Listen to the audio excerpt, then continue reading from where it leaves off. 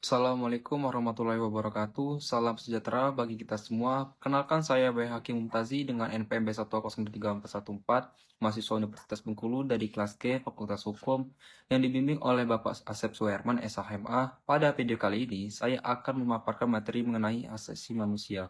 Video ini disusun sebagai bagian dari tugas perkuliahan sekaligus sebagai sarana untuk memperdalam pemahaman kita mengenai konsep, sejarah, prinsip, serta implementasi hak asasi manusia.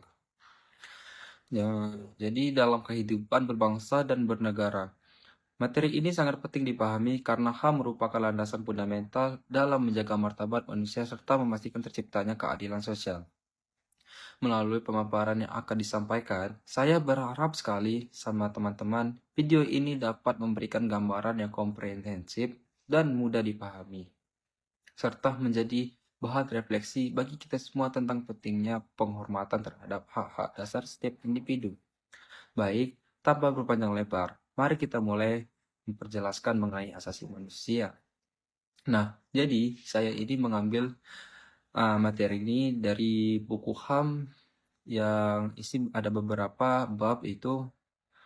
Saya mengambil itu ada di bab 4 tentang teori-teori.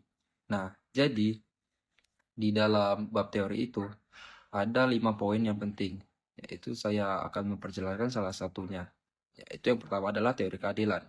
Pada pada pembahasan teori keadilan ini yang melandasi pemahaman mengenai hak asasi manusia, teori-teori tersebut berfungsi sebagai dasar filosofis yang menjelaskan mengapa manusia memiliki hak, bagaimana negara harus memperlakukan warga negaranya, dan bagaimana HAM dipahami dalam konteks global maupun lokal.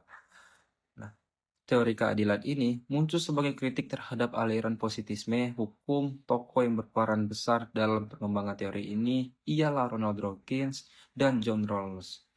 Nah, pandangan Ronald Dawkins itu adalah Dawkins menekankan bahwa negara memiliki kewajiban untuk memperlakukan warganya secara setara. Dalam pandangannya, yaitu adalah hak asasi manusia berfungsi sebagai trum, yaitu benteng yang melindungi individu dari kesewenang-wenangan kekuasaan publik. Hak yang bersifat trum tidak boleh diganggu oleh kepentingan umum, kecuali terdapat alasan moral yang amat kuat. Namun, tidak semua hak bersifat fundamental, ada hak tertentu yang dapat dibatasi. Misalnya, hak mendirikan tempat tinggal dapat dibatasi ketika menyangkut kepentingan umum. Nah, itu tadi menurut teori uh, Ronald Dawkins. Nah, ini selanjutnya adalah tentang teori John Rawls. Nah, John Rawls ini memperkenalkan konsep keadilan sebagai kesetaraan. Rawls menekankan dua prinsip utama, yaitu prinsip yang pertama itu kebebasan dasar, setiap individu memiliki hak yang sama atas kebebasan dasar yang seluas-luasnya. Sejauh kebebasan tersebut tidak mengurangi kebebasan orang lain. Nah, lanjut ke prinsip kedua. Keadilan distribusi. Prinsip ini terdiri dari dua bagian. Itu yang pertama, kesempatan yang sama bagi semua orang dalam mengakses posisi sosial dan ekonomi. Yang kedua itu adalah ketidaksetaraan ekonomi yang dapat dibenarkan apabila menguntungkan kelompok masyarakat yang paling kurang beruntung. Rawls berargumen bahwa prinsip-prinsip tersebut dipilih oleh individu yang berada dalam posisi asal di bawah tirai di ketidaktahuan, yaitu situasi imajiner di mana orang tidak mengetahui posisi sosial, ekonomi maupun kondisi dirinya sendiri di masa depan itu. Dengan demikian, semua keputusan moral akan diambil secara objektif dan adil. Nah, itu menurut teori John Rawls. Nah, ini tentang kritikannya. Kritik Karl Marx terhadap HAM. Berbeda dengan Rawls dan Dawkins, Marx memiliki pandangan yang sangat kritis terhadap HAM. Menurut Marx, itu hak asasi manusia yang dikenal dunia modern merupakan bentuk nilai kapitalisme berbarat. Hak tersebut bersifat individualistik dan egois karena memisahkan manusia dari komunitasnya. HAM dianggap sebagai sarana untuk melindungi kepentingan kelas borjuis, bukan untuk kepentingan masyarakat secara keseluruhan. Marx juga menilai bahwa HAM tidak relevan untuk masyarakat Asia yang memiliki karakter sosial berbeda. Pandangan ini kemudian berkembang menjadi perdebatan antara universalisme dan relativisme budaya dalam HAM. Nah, universalitas dan relativisme budaya beberapa negara Asia menganggap konsep hak Barat tidak sesuai dengan nilai sosial budaya mereka. Contohnya, Mahathir Mohamad dari Malaysia. Nah, yaitu mengkritik bahwa HAM merupakan konstruksi negara-negara Barat. Isu ini kemudian berkembang menjadi dua kutub pemikiran. Itu adalah universalisme, HAM berlaku bagi semua manusia tanpa kecualian budaya. Nah, yang kedua, relativisme. HAM perlu disesuaikan dengan nilai budaya lokal. Nah, itu tadi dua bagian kutub pemikiran yang berbeda. Nah, jadi kita akan melanjutinya tentang hak asasi manusia secara filosofis. Hak, hak asasi manusia merupakan standar minimal yang dibutuhkan agar seseorang dapat hidup sebagai manusia bermartabat. HAM mencakup kebutuhan biologis, nilai-nilai moral, norma sosial, dan kebutuhan psikis manusia. Menurut Jack Donnelly, dasar HAM bukan sekedar kebutuhan biologis, tetapi bersumber dari nilai moral manusia yang bersifat preskriptif. Manusia membutuhkan HAM bukan hanya untuk hidup, tetapi untuk secara layak.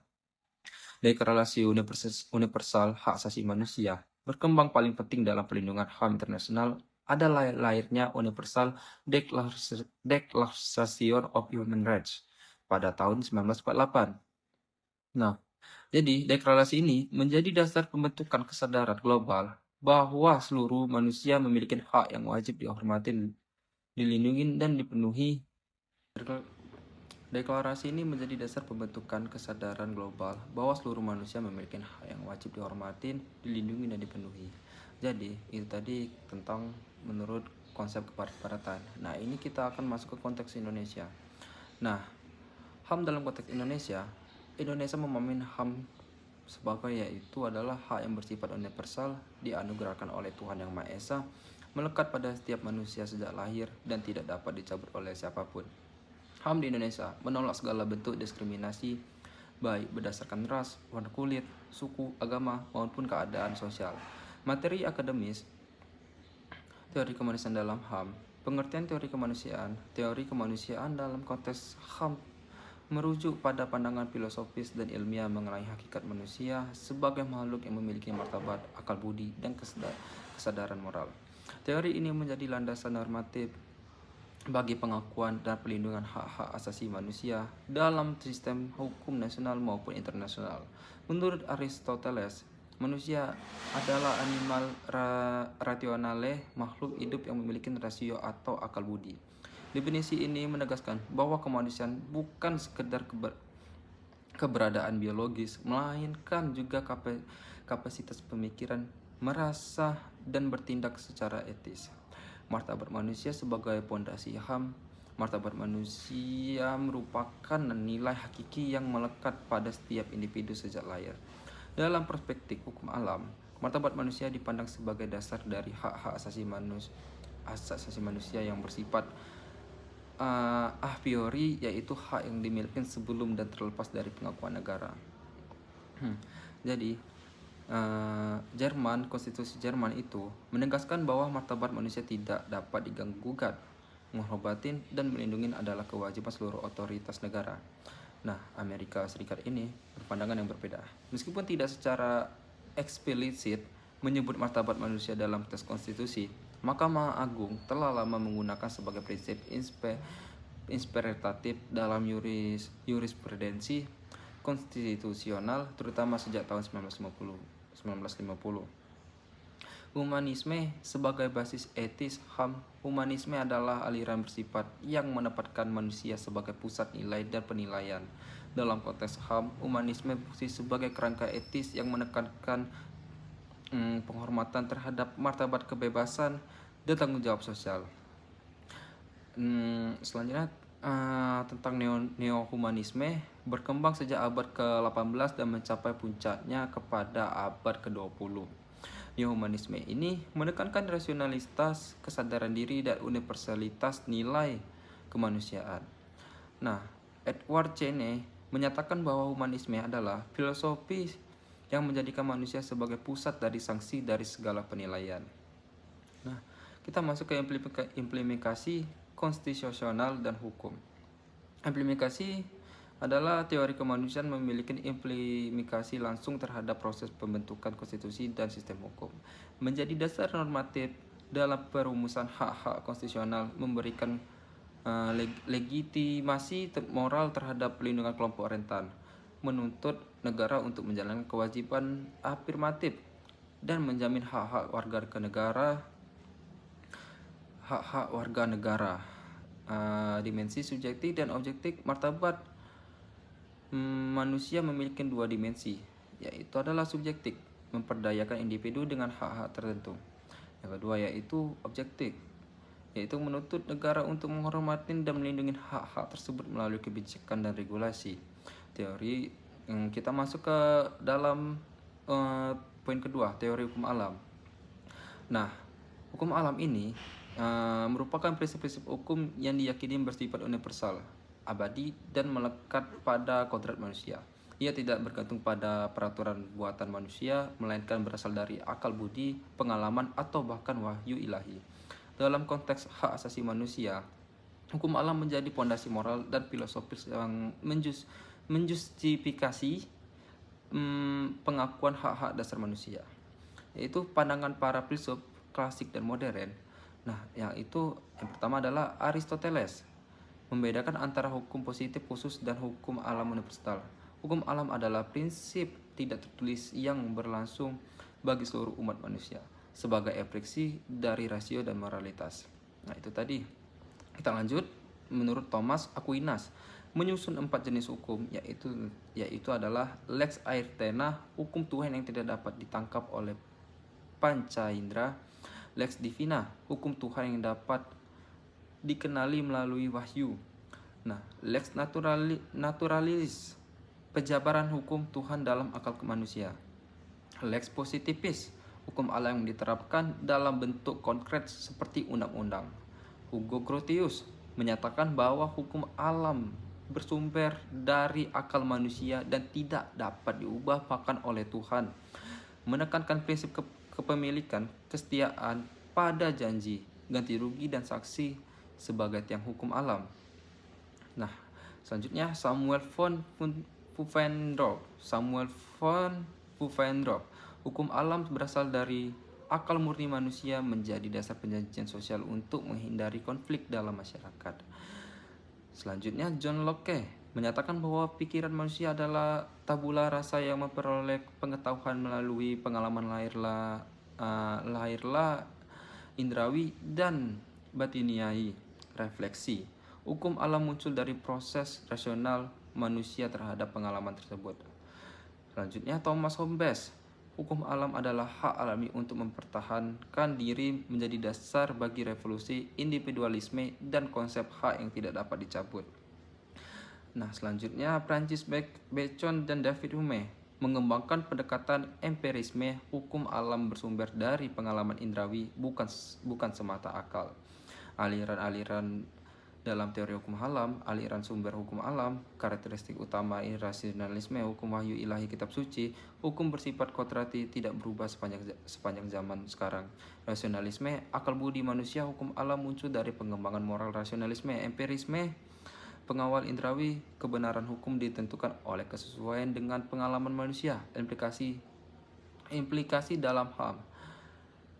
Jadi hukum alam menjadi dasar normatif bagi pengakuan HAM sebagai hak yang melekat pada manusia sejak lahir.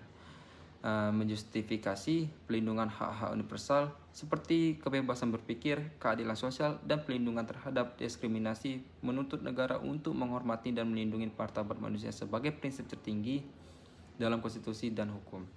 Selanjutnya kita akan membahas poin ketiga, yaitu tentang teori positisme. Dalam ini HAM pendekatan hukum formal dan kritik terhadap kodrati, yaitu teori positisme hukum merupakan pendekatan yang menekankan bahwa hukum adalah produk yang dimana itu dari otoritas yang sah dan harus dipisahkan secara tegas dan moralitas. Dalam kerangka ini, hak asasi manusia tidak dianggap sebagai yang melekat secara kodrati, melainkan sebagai hasil dari peraturan yang ditetapkan oleh negara atau penguasa yang berdaulat. Tokoh-tokoh utama pandangan kritisnya itu adalah John Austin. Yang pertama, menyatakan bahwa satu-satunya hukum yang sah adalah perintah dari kekuasaan politik yang berdaulat disertai dengan aturan sanksi yang tegas. Hak individu baru dianggap dianggap ada apabila terdapat aturan hukum yang secara eksplisit melindunginya. Moralitas harus dipisahkan dari hukum. Hukum tidak perlu mencerminkan nilai moral, melainkan cukup ditaatin karena berasal dari otoritas sah. Nah, itu tadi. Selanjutnya tentang Edmund Burke, mengkritik gagasan HAM yang berbasis hukum kontraktif khususnya dalam konteks revolusi Prancis. Menyebutnya yaitu adalah Declaration of the Rights of Man and of the Citizen sebagai rekaan menakutkan mengenai persamaan manusia, menolak klaim universalitas hak yang tidak didasarkan pada struktur sosial dan politik yang konkret. Nah, itu yang saya jelaskan dari tokohnya tadi. Selanjutnya David Hume menyoroti pencampuran antara fakta dan norma dalam teori hukum kodrati, menegaskan bahwa hukum harus memisahkan secara tegas antara kenyataan empiris dan prinsip moral, menolak validitas hukum kodrati sebagai dasar sistem hukum formal karena tidak dapat diverifikasi secara empiris. Nah, selanjutnya Jeremy Bentham menolak teori hukum kodrati karena tidak dapat dikonfirmasi secara empiris, menyatakan bahwa hak tidak memiliki makna kecuali telah diatur oleh hukum positif, mengembangkan teori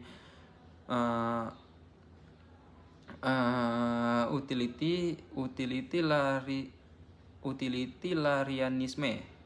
Hukum dan hak harus dinilai berdasarkan manfaatnya dalam menciptakan kebahagiaan terbesar bagi jumlah orang terbanyak. Dalam pandangan ini, kepentingan individu dapat dikorbankan demi kesejahteraan kolektif. Karakteristik teori positisme dalam HAM, legalistik, hak hanya diakui jika telah diatur oleh hukum formal. Instrumental itu hukum yang dipandang sebagai alat untuk mencapai tujuan sosial, bukan sebagai refleksi nilai moral. Sedangkan utilitarian, penilaian terhadap hukum dan hak didasarkan dalam dampaknya terhadap kesejahteraan mayoritas. Sedangkan yang inklusif, kelompok minoritas yang tidak diwakili oleh preferensi mayoritas dapat kehilangan hak-haknya. Nah, selanjutnya, apa itu teori hukum kritis? Nah, kita akan membahas tentang teori hukum kritis itu, atau bisa disebut dengan Critical Legal Studies, dengan disingkatin dengan CLS. CLS itu merupakan sebuah gerakan akademik yang berkembang pada dekade 1970-an, terutama di Amerika Serikat. Gerakan ini muncul sebagai bentuk ketidakpuasan para akademisi hukum terhadap teori dan praktik hukum yang berlaku pada masa tersebut. Para pemikiran CLS yang sebagian besar dikenal berhaluan kiri merasa bahwa hukum tidak lagi mampu menjawab persoalan sosial, ekonomi, dan politik yang nyata terjadi di masyarakat.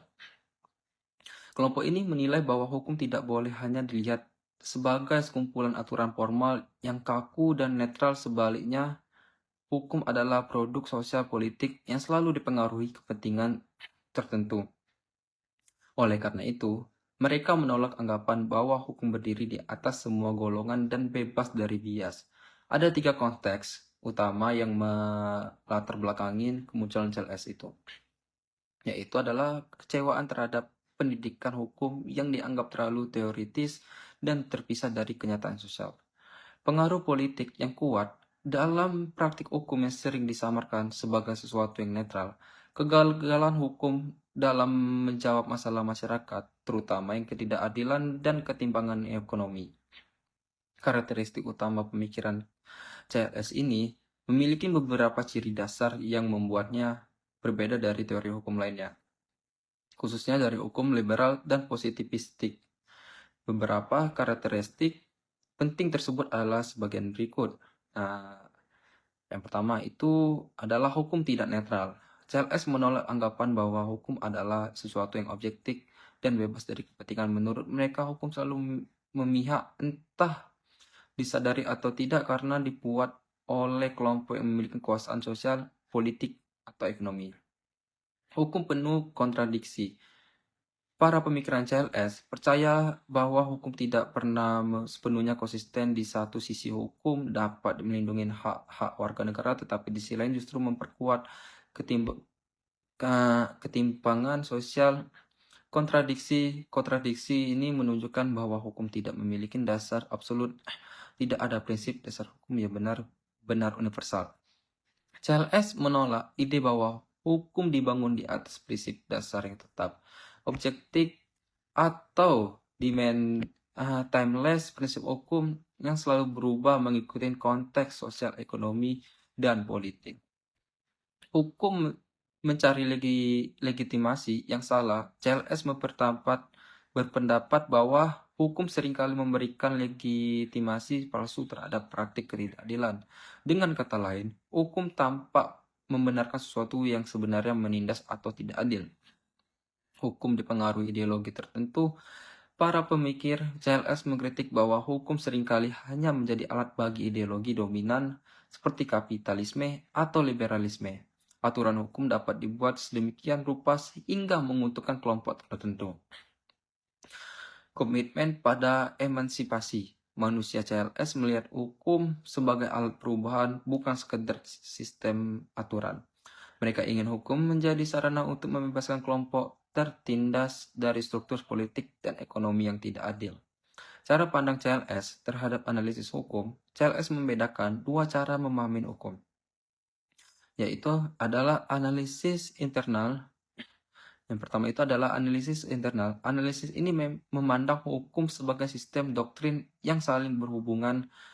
Pendekatan ini biasanya dipakai dalam studi hukum konvensional dan berfokus pada peraturan asas dan logika hukum. Namun, CLS menilai bahwa analisis internal tidak cukup untuk memahami bagaimana hukum bekerja di masyarakat. Yang kedua itu adalah analisis eksternal. Ini adalah pendekatan khas CLS. Analisis eksternal melihat hukum dalam hubungannya dengan realitas sosial seperti politik, ideologi, bahasa, identitas, ekonomi, dan relasi kuasa. Melalui pendekatan ini, hukum tidak ditempatkan dalam ruang hampa, melainkan dipahami sebagai bagian dari dinamika kehidupan sosial. CLS juga banyak dipengaruhi oleh pemikiran filsafat modern seperti fenomenologi, poststrukturalisme, dan konstruksi, serta kritik ideologi. Pendekatan ini membantu mereka membongkar bahwa hukum memiliki aspek tersembunyi yang perlu diungkap untuk memahami bagaimana hukum mempertahankan atau menantang kekuasaan. Baiklah, sekian dari saya ya. Saya akan menutupin presentasi dari tugas video saya ini. Sebagai penutup, seluruh pembahasan mengenai teori-teori HAM, mulai dari dasar filosofis, perkembangan historis, hingga pendekatan-pendekatan modern seperti teori keadilan, positisme, hukum alam, humanisme, hingga critical legal studies, mengajarkan kepada kita bahwa konsep HAM tidak dapat dipahami hanya dari satu sudut pandang. HAM adalah hasil penggulatan panjang antara pemikiran, pengalaman manusia, dan dinamika sosial politik yang terus berubah dari masa ke masa. Kita belajar bahwa tidak ada satu teori pun yang benar-benar sempurna. Hukum alam menegaskan martabat manusia, yaitu menekankan kepentingan kepastian norma. Teori keadilan menawarkan kerangka moral distribusi hak. Sementara CLS mengajak kita untuk lebih kritis terhadap struktur kekuasaan yang membentuk hukum. Perbedaan pandangan ini justru menunjukkan bahwa HAM adalah konsep yang hidup, living concept, yang harus terus diinterpretasi ulang agar tetap relevan di tantangan zaman. Pada akhirnya, NCC HAM bukan hanya soal doktrin atau teori, melainkan tentang bagaimana kita memperlakukan sesama manusia dalam kehidupan sehari-hari. HAM menuntut kita untuk membuka mata terhadap ketidakadilan, untuk berani bersuara ketika hak seseorang diabaikan, dan untuk memastikan bahwa setiap individu tanpa kecuali diperlakukan sebagai manusia yang bermartabat. Melalui pemahaman yang lebih komprehensif terhadap teori-teori HAM, Besar harapan bahwa kita tidak hanya melakukan konsep, tetapi juga mampu mengimplementasikan dalam sikap keputusan yang tindakan nyata, sebab penghormatan terhadap HAM bukanlah tugas lembaga negara saja, tetapi juga tanggung jawab moral setiap manusia. Semoga materi ini dapat menjadi pematik refleksi, memperluas wawasan, dan mendorong kita semua untuk terus memperjuangkan nilai-nilai kemanusiaan dalam kehidupan bermasyarakat, berbangsa, dan bernegara. Terima kasih. Wassalamualaikum warahmatullahi wabarakatuh.